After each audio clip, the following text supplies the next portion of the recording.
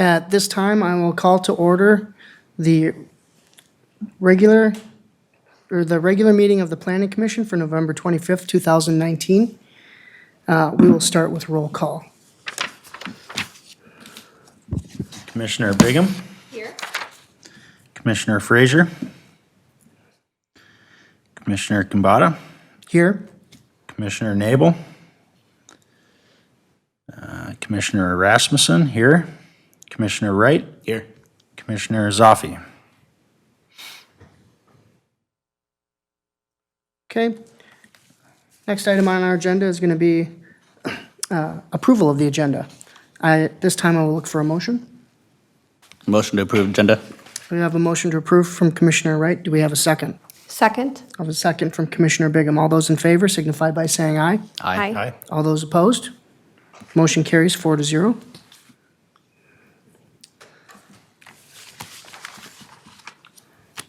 Next item on our agenda will be open forum. Anyone wishing to speak on an item that is not on tonight's agenda may have an opportunity to do so. Please approach the podium, state your name and address for the record.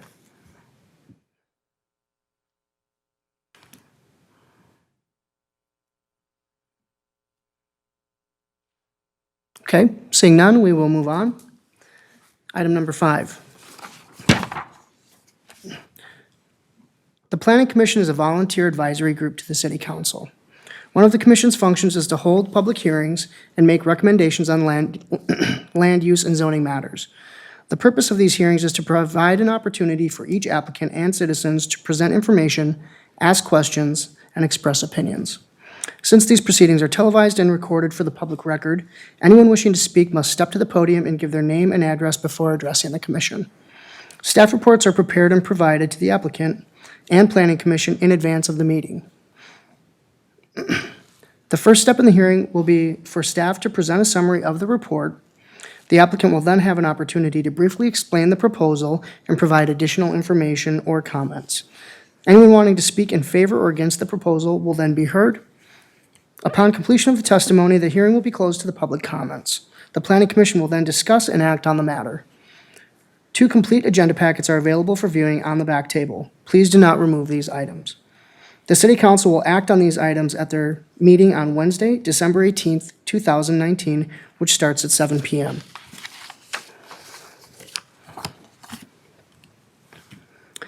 Moving on to item 6.1, Capp Industries, case SP 2019-064, with Emily Schmitz presenting. Good evening, Mr. Chair, members of the Commission. The one and only public hearing on the agenda this evening is an application from Capp Industries. It is a site plan review for a proposed 120,000 square foot warehouse manufacturing office type building. The proposed parcel is located off of West Point Douglas Road. It is just north of the bus garage and just south of the one and only residence left on West Point Douglas, as well as Park Place Storage, which is located just up here. The parcel in its entirety is approximately 25 acres. This proposal for you this evening would be located on the north third of the parcel. The site, as you can tell, is currently tilled and has a handful of trees scattered throughout the perimeter, most of which are on the neighboring property owner's side. Both the 2030 and 2040 comp plan guide this area as commercial. The zoning code does align this area. It's the planned business district. Now, the intent of the planned business district is to complement and be accessory to the Cottage Grove Industrial Park. So uses such as light manufacturing, light industrial, storage facilities, office buildings, warehouse, things of that nature. A concept plan review was completed for this particular site back, I believe it was approved in February of 2019. That original concept review included 3 buildings, each 120,000 square feet in size. It was approved. Those buildings were proposed as, again, manufacturing, warehouse, office type uses. The applicant has not indicated that they have secured a tenant for this space, so they want to keep the approval open to have those options for some sort of light manufacturing, light industrial, warehouse type use. The site plan includes 2 access points to the site off of West Point Douglas. They will be required to install a sidewalk along West Point Douglas, and I should clarify, they can either install as a part of the construction project, or they can wait until West Point Douglas is improved. At that time, it would be part of that project, and ultimately the site would be assessed. We would also require a sidewalk connection for pedestrian access into the site off of West Point Douglas. As you can see, the parking is all in front of the building, and we've verified that parking does meet the zoning code requirements with the proposed mixed use, depending again on the type of tenant that's in there. There are loading docks proposed at the rear of the building, as you can see, but again, screened from public view as the rail yard is on that.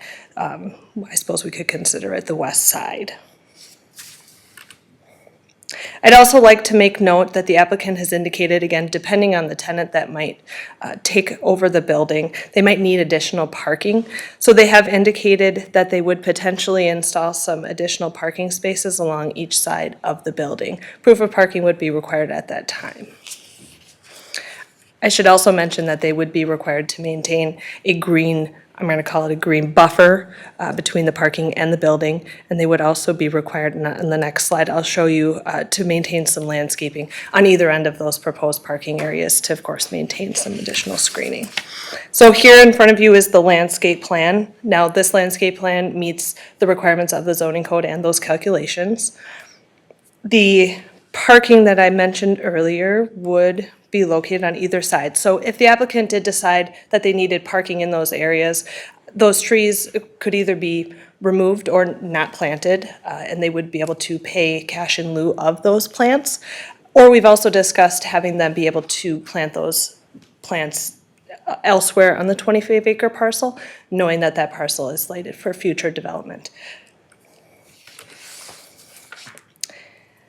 The applicant has indicated they would, they have proposed brick or a Class 1 material, brick and glass, on the front of the building. They also, in recent conversations, have made the note that they would prefer to wrap that Class 1 material around each corner of the building, about 16 feet, and then use a Class A paneling along those sides. Now, I want to make note of that. Specifically, during the concept plan approval, it was a condition of that approval that Class 1 materials be utilized along the front and both sides.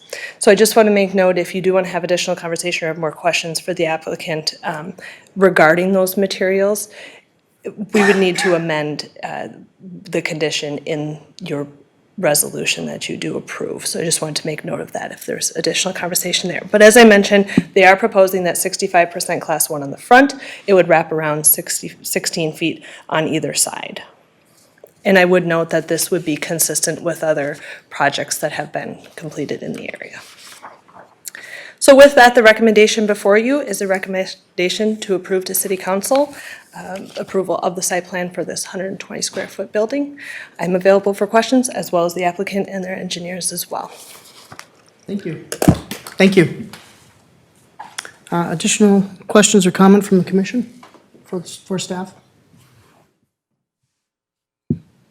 I had one quick question. Would the partial use of the Class 1 material on the sides be consistent with other applications that the city has approved?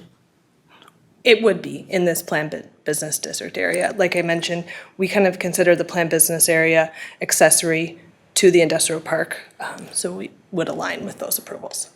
Okay, and then secondly, as I was reading through this application earlier prior to this meeting, it said that the radius on the egress and exits for the parcel is in compliance with like large trucks. I just kind of wanted to get a confirmation on that. I know in the past with regard to West Point Douglas Road here, we've had some concerns about staging for larger vehicles. Is that something that you can weigh in on? Maybe one of the engineers would have a better. Okay. And then if you just want to go ahead and state your name and address for the record. Yeah, I'm Zach Moen with Laux. Worked with the civil engineering on the site, 7200 Hemlock Lane, Maple Grove. And we did do truck turning movements with large trucks, and it does work throughout the site. I don't believe we looked at staging, but we can work with the city on if there's any sort of staging on West Point Douglas Road. Well, with the like the rough dimensions of the stormwater retention, I think it looks like a truck would be able to like be staged there waiting to turn on to West Point Douglas. Oh, okay. You know, and I don't know what you guys, you know, plan for when you design that stuff. So I was just kind of curious if you felt it was consistent with being able to allow trucks easy access and exit from the parcel. Yeah, and we do have that, where the pond is, I think the bottom of the pond is close to like 80 to 100 feet wide, so there Okay. should be plenty of room for trucks to be waiting to turn onto, West Douglas Road. Okay, good. That was my question. Okay? Further questions or comment from the commission? Commissioner Rasmussen? Commissioner Rasmussen?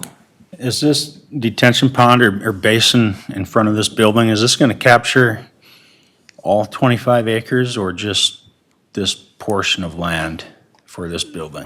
So this pond will capture a majority, almost all of this, project. And then we'll have similar sized ponds for the future build out. So they'll end up, in full future, there'll be 3 ponds that are hydraulically connected, I guess. All right. Thank you. Commissioner Wright, you said that was for the city? Well, so one thing, has a neighbor to the north had any, like, expressed any concern about anything, or I'm just wondering what their feedback was with, I know that area is slated for that type of, you know, that type of construction anyways, but I just kind of curious, I guess. More for her, I'm sorry. He's like, I don't know. That's okay. We have not had any communications recently with that neighbor. Okay. Thank you. Further questions or comment? Okay. At this time, I will open the public hearing. Anyone wishing to speak for or against the application may approach the podium, state your name and address for the record.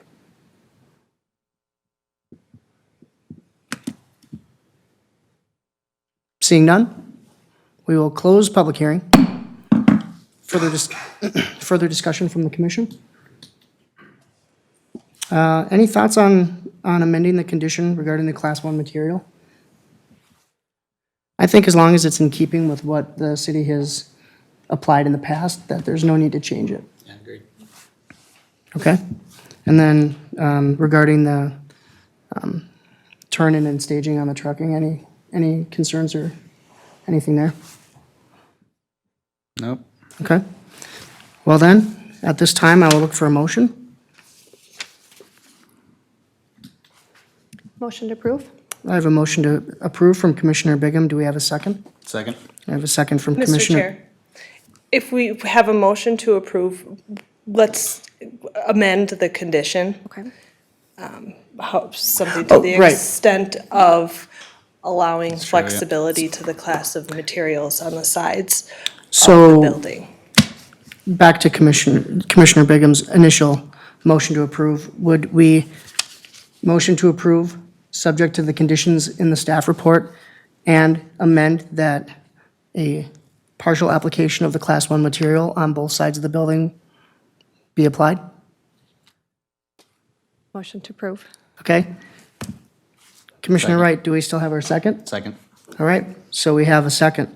Further discussion? All those in favor signify by saying aye. Aye. All those opposed?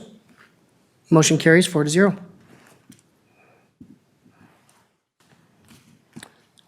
Item number 7 on our agenda is going to be approval of the Planning Commission minutes for October 28th, 2019. I'll look for a motion. Motion to approve Planning Commission minutes of October 28th, 2019. We have a motion to approve from Commissioner Wright. Do we have a second? Second. We have a second from Commissioner Rasmussen. All those in favor signify by saying aye. Aye. Aye. All those opposed? Motion carries 4-0. On to item number 8, reports. 8.1 is a recap of the November City Council meetings. Commissioner Kambata and fellow planning commissioners, there were not any planning commission items on the November 6th city council meeting. On the November 20th city council meeting, the approval of the front porch variance for 8724 95th Street, that was the property in the Langdon Village area. Also, the hiring of the community development director was approved, so hopefully they will be getting the beginning of the year. And then lastly, on regular agenda was Calarosa East, the approval of a zoning amendment and preliminary plat for that development. And with that, I will turn it over to Councilmember Dennis. That was short and sweet. Yeah. Wow. Good evening, everyone. I'd like to take a moment to talk about a few things that we have on our community calendar. The first one coming up on December 4th is the holiday tree lighting, which will be right here outside of City Hall at 5:45 p.m. And this is a really nice program that we do every single year. And Santa will be coming up. Oh, I see we had a picture come up on that. Okay. Well, maybe I'll talk about that first. The handsome guys in there. So, yeah, there are some handsome people up there. So, yesterday, and I wanted to talk about what a great group of people did as we got together and we worked on behalf of the Holiday Train fundraiser, the Cub Foods Grocery Bagging Initiative. So this was done from 9 until 5 yesterday, and I wanted to call this out specifically because I wanted to recognize two members of our planning commission who came and dedicated their time and efforts, and in one case with Mr. Kambata, a generous donation to the effort. So we had imposed a $2,000 goal for our team for the 8-hour day, and we actually blew past that at over 2,200. So just a fantastic thing, and you know, for everyone who's involved in this type of thing, it's always amazing to take a look at the generosity that comes out of our community. Not just the spirit of rolling up sleeves and getting in and getting hands-on and helping with things, but also the financial end that comes out of it too. So I know the Holiday Train Committee has a goal over $90,000 this year, and it's really a neat thing for us to have provided over 2% of that just for one 8-hour period. So I wanted to thank both Tony Kambata and Jarrett Wright as commissioners for coming out and being part of that. We were the last shift of the day. There were 4 shifts, and this was an addition from previous years. We just ran with 3 shifts. So by adding a little extra time, and of course we had a bunch of folks that wanted to come in and help out with that, everybody did a great job and brought a tremendous value. So thank you very much for that on behalf of myself, the City Council, and the Holiday Train Committee. And then all this money goes to Friends in Need Food Shelf. And, you know, being hungry is never a good thing at any time, but especially holiday time. So you guys made a great difference. So thank you for partnering with me on that. And then now I'll go and talk about a couple things that we had on our community calendar. December 4th is the holiday tree lighting here at the City Hall, 5:45 p.m. I believe Santa will probably be riding in on a fire truck again. And so we'll have Santa, Mrs. Claus, we're gonna have Park High School here with music. There will be cookies and treats and just a great time to get your picture with Santa. So please bring the whole family down. Mayor Bailey will flip the switch, I think, right around 6 o'clock. And we just hope that we have good weather for that event. On December 8th, we have the Santa Brunch. So after Santa does his work here, a few days later, he's going to be down at River Oaks. And that runs from 8 a.m. to 1 p.m. And would have you consult for anyone interested in that. Take a look at the city's webpage. We've got information on there that talks about what we're doing and what the cost factors are. And then on December 10th, we actually have the Canadian Pacific Holiday Train Stop right here in Cottage Grove. And along with that is the Festival of Wreaths, and there will be all kinds of festivities going on. This is right along the railroad tracks, right next to the Youth Service Bureau building on the I should say the west side of Highway 61. And that will begin at 5:15 in the afternoon. And again, we're hoping for good weather because last year I think it was about 5 above zero. It was just a painful brutal. day. So we have to be better this time around. And then the last piece is really kind of a cool thing. On December 30th, the city of Cottage Grove is hosting a job fair. So what we're offering the opportunity for, and this will be down at River Oaks on December 30th from 11 a.m. to 3 p.m. This is an opportunity for folks who are interested in obtaining part-time employment with the city to come down. We're going to have part-time, seasonal, and interim positions available for the year 2020. You have a chance to meet with various departments and get your applications, everything done, including an interview in at one spot. And then what we ask is that you bring a resume, 3 references, and some information on your previous jobs. And so to give folks an idea of some of the positions that are available, we have opportunities in administration, community development, the Eagles Bar and Grill at River Oaks, economic development, the fire department, the ice arena, police reserves and explorers, public works in the streets division, recreation department, and last but not least is River Oaks Golf Course Pro Shop and Maintenance. So again, an opportunity, and we kind of structured this so that if there were, say, college kids or other folks who were home during the school break, they're going to be here. Come on in and let's get people signed up for positions and get them ready to go for the springtime, because spring will be here before we know it. So with that said, I will open myself up for any questions that you may have of me. I just want to say thank you for organizing that yesterday. It was really cool. It's cool and nice. I was moving like a well-oiled engine for a while. After a while, you could see everybody just like had their roll and they were like getting into it. So I appreciate it. And you're very welcome. And I don't like to say a whole lot about my participation in it other than it's been for 5 years. And, you know, any one of us in life is only as strong as those that support us. So to have a great group of people that come in and help with that initiative, and again, to have a willing partner in Cub Foods to give us a space to be able to do that, it's just a fantastic thing. So thank you again, and I want to wish everyone a wonderful Thanksgiving and be safe and eat lots of turkey. Absolutely, thank you. Additional questions, comment? No? All right, I think our next one is 8.2, response to Planning Commission inquiries. Item A was housing density calculations. Members of the Planning Commission, I will take any questions. There was a memo kind of in your packet, kind of explaining the importance of that relates to our comprehensive plan, and that helps us guide us for development and that further infrastructure. I can bring this back to the next Planning Commission meeting too, in case there's any questions from those members that are absent, but I'm available for questions. Nope, I think that handles that. Questions from the commission? No? All right, and then, yeah, thank you. It's always nice when we can kind of get out in front of that stuff moving forward, so. Planning Commission requests, any information that we're looking for next meeting or follow-up on anything? No? Okay. Well, with that, then I will look for a motion to adjourn. I'll go ahead and motion to adjourn. I have a motion from Commissioner Wright. Do we have a second? Second? Second from Commissioner Rasmussen. All those in favor, all those in favor signify by saying aye. Aye. All those opposed?